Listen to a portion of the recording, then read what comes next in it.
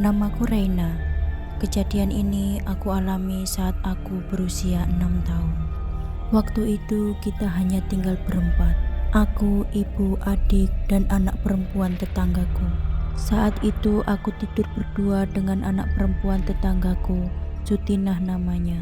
Karena ayah dan kakak sulungku sudah berangkat ke Bali 3 hari yang lalu untuk suatu urusan. Jadi Sutinah diminta untuk menemaniku sementara waktu sebelum kakak perempuanku kembali dari Bali. Ibuku memang rajin sekali sholat 5 waktu dan sholat malam, serta mengaji hingga waktu sholat subuh tiba. Malam itu pun ibuku hendak melaksanakan sholat malam. Terdengar beliau sedang mengambil air wudhu di sumur belakang rumah yang berdekatan dengan kamar yang kami tempati. Aku dan Sutina yang sedari tadi belum bisa tertidur lelap.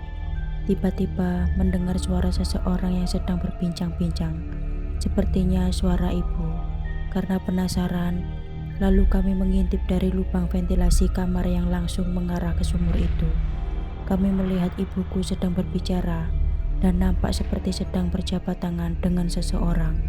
Namun, kami tidak melihat siapapun di sana selain ibu. Keesokan harinya, kami berdua bertanya kepada ibu tentang siapa yang diajaknya bicara semalam di belakang rumah. "Oh, itu Nyi Serunti. Dia ingin berkenalan dengan ibu," jawab ibu. Karena semalam yang kami lihat hanya ada ibu, kami berpikir mungkin saat itu Nyi Serunti berdiri terhalang di balik dinding yang tidak terlihat dari ventilasi kamar kakakku itu. Hari berlalu. Malam berikutnya Sutina kembali menginap di rumahku untuk menemaniku tidur. Dan seperti biasa, ibu menjalankan sholat malam. Sutina yang terbangun dari tidur karena mendengar suara orang yang menimba air di sumur belakang rumah penasaran. Siapa yang sedang menimba? Padahal saat itu ibu terdengar sedang mengaji di kamarnya. Lalu Sutina memberanikan diri untuk mengintipnya melalui lubang ventilasi. Alangkah kagetnya Sutina ketika melihat tali kerekan sumur yang bergerak dengan sendirinya dan kemudian menuangkan air ke dalam bak mandi tanpa terlihat ada orang yang menimbanya. Sontak Sutina langsung melompat ke atas tempat tidur dan tengkurap menutup kepalanya dengan bantal. Aku yang tadinya tertidur kini terbangun karena ulah Sutina. "Ada apa, Tin?" tanyaku heran. Sutina tak menjawab pertanyaanku.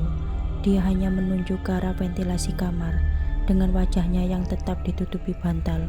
Beberapa saat kemudian, aku mendengar suara ibuku berbincang-bincang lagi dengan seseorang, dan aku pun penasaran dengan siapa ibu berbicara tengah malam begini. Karena enggan berjalan keluar kamar, aku memutuskan untuk mengintip dari ventilasi kamar itu.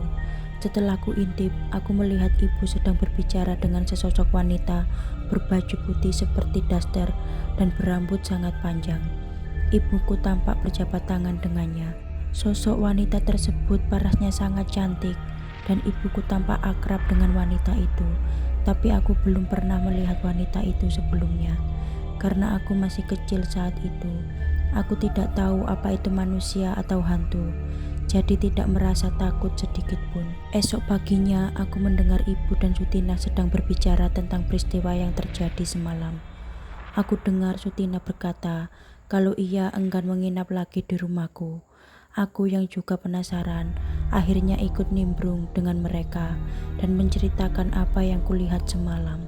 Kemudian ibuku menceritakan kepada kami kalau wanita yang tadi malam bersamanya adalah Nyi Serunti. Beliau adalah cucu dari Nyi Kanjeng dari Laut Selatan. "Aku suka dengan suaramu ketika mengaji. Teruskan saja yang kau lakukan itu, sebab itulah yang membuat hidupmu damai. Tak pernah ada orang yang sepertimu yang tinggal di rumah ini. Orang-orang yang tinggal di sini sebelum kamu adalah mereka yang suka bermaksiat dan jauh dari agama. Keluargamu adalah keluarga kelima yang tinggal di rumah ini dan mampu bertahan hidup. Semua yang pernah tinggal di rumah ini sebelumnya telah meninggal berturut-turut. Aku tahu kau orang dari jauh yang merantau ke sini. Aku akan menjagamu beserta anak cucumu. dan aku akan membantu segala kebutuhanmu. Aku akan membuat ladangmu subur, tak akan kubiarkan kau susah. Akan kubuat sumurmu tetap terisi air, walau sedang musim kemarau sekalipun. Itulah yang beliau sampaikan, kata ibuku. Tapi ibu hanya percaya kepada Tuhan, tak meminta apapun kepada Nyi Serunti. Dan ibu berkata kepada beliau bahwa ibu cukup senang hanya berteman dengannya, tanpa meminta apapun darinya. Tetapi selama 2 tahun tinggal di sana, setiap musim paceklik keluarga kami tak pernah merasakan kesusahan seperti yang dialami oleh warga desa di tempatku tinggal. Sawah, ladang kami tetap subur walaupun pada musim kemarau. 2 tahun kemudian, ibu dan ayah memutuskan untuk kembali ke Bali. Tak lupa ibu pun berpamitan kepada sahabatnya, Nyi Serunti. Beliau berpesan kepada ibu, dimanapun engkau tinggal, jika kau butuh bantuan, sebut saja namaku, maka aku akan segera datang untuk membantumu, nak, ucapnya sambil memeluk ibuku, dan ibu hanya tersenyum sembari melepas pelukannya. Ibuku hanya mengucapkan terima kasih kepadanya, dan kami pun kembali ke tanah kelahiran kami.